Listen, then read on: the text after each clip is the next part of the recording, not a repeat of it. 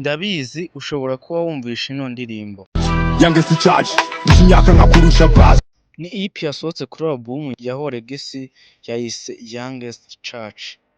Ngiye kubasobanurira amwe mu magambo ari mu ino EP ya Ho Legacy. Una beat ya Gina Jazz yitwa na kamwe gusoroma ka Youngest Church. Kuba uri mukuru ntago bivuze ko uri mukuru mu rusengero. Ndusha imyaka nkakurusha base. Urandusha imyaka ariko umurusha base. Mvuna beat ya Jules na Jase. Mvuna beat y'abawe n'abafana bawe n'abo ngabo wiyita ishureke wiyita bakuru mwese ndabarusha. Ngenzwa na kamwe gusoroma kashi. Ngenzwa n'ikintu kimwe mu gushaka amafaranga, niyo mpamvu nta handi uzirirwa umbariza. hip hop yampaye umuvuno ndi ufite gusoza itaje ndiruka crash nagiriye ibuno ntazi ko beat yasimbura nyashi. Hip hop yampaye umuvuno ninjye ufite gusoza iyi tashi. Hip hop yakiriye inzira ninjye ufite gusoza. Ndibuka karashi nagiriye ibuno, cyangwa ndibuka urukundo nakundaga ibuno. Nazi ko bik yasimbura nyashi. Naramenya ko ikaramu yasimbura amabuno y'abakobwa. Ngo nanjye nisange ndi kwandika imiziki, nisanga kuri ino level ndiho mangana. Uze jazz banyitira sipas ucajya kunywa ikawa ya Vasas.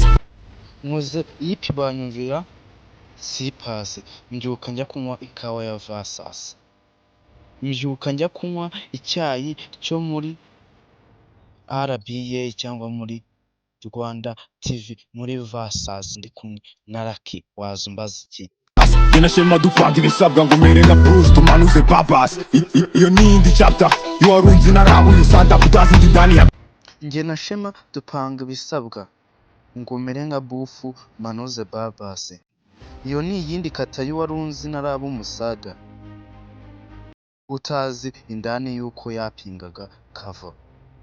Ahangaha ni ukuvuga ngo ngewe na Shema dupanga ibisabwa ngo turebe n'ukuntu twamanuzamo barabasi noneho mu kibuga bahabe cyangwa bagira ubwoba. Noneho yakubisemo aka kantu ati ni iyindi kata y'uwarunzi naraba umusada, y'uwarunzi naraba umufasha wanyu ngo mbazamure mu yindi ntera. Kutazi yuko ndani wapingaga mukava, kutazi yuko wapingaga kava kandi inyuma muri igifuniko cyanjye. Pinga yabaye umufana kiriyate ko mbona yasaze ni bikini mwoshya gukina ubujama. Upinga yabaye umufana kirate se ubundi ko mbona yasaze, ariko ni bikino imwoshya gukina ubujama. Turacyari mwitumba muko utazambara ubusa ukoshywa na tara. Uwo mwana yarenze ugukana ifuke yagaje mutumba mu kanwa jya kugunza amajipo n'abaho usanze mbigege nasenga mukama. Uwo mwana yarenze ugukaya. Uwo mwana yarenze ibintu byo kuba yaba ikirara. Nivuki ya ganja imucumba mu kanwa. Ni umwotsi w'itabi umucumba mu kanwa. Jya kubunza amajipo aho naba, aho nari natazakubona. Usanze ndi genge inasenga mukama. Usanze ndi umurara, umuhungu rastasitari inasenga Imana mukama. Mfite basi utazumva n'abandi mbasomya ku bwenge bitekwa mutanwa bikashuka mu kwiruka inyuma yaho nkari igihe muri wese atara. Iyo ushonje FM urakora bishyire mu bwonko ujye ubizirikana. Mfite baze utazumva n'abandi mbashonesha ku bwenge mfite kwa Mutara. Ndikajuga mu kwiruka inyuma. Iyo ushaka ushonjeye FM urakora bishyire mu bwonko ujye ubizirikana.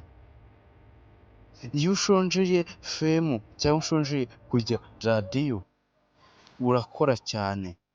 Mwebwe muracyari hasi ntimujya muniha n'akabanga ngo umuntu akore.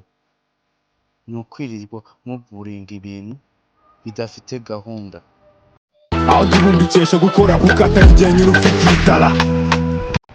Aho ndi mbikesha gukora kuko atari njyewe njyenyine ufite iyi tara. Youngest Church. Ndusha ubwenge nkakurusha base. Ngenzwa na kamwe gusoroma kashi. Hip hop yampaye umuvuno. mbyuka njya kunywa ikawa ya Vasazi. Nari KAZ.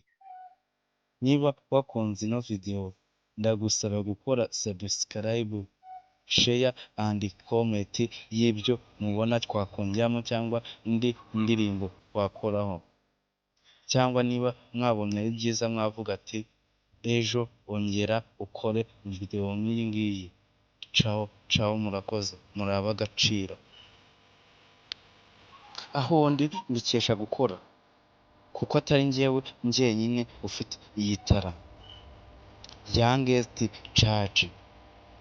Ndusha ubwenge nkakurusha baze. Ngenzwa na kamwe gusoroma kashi. Hip hop yampaye umuvuno. Mbyuka njya kunywa ikawa ya Vasazi. Nari KAZ.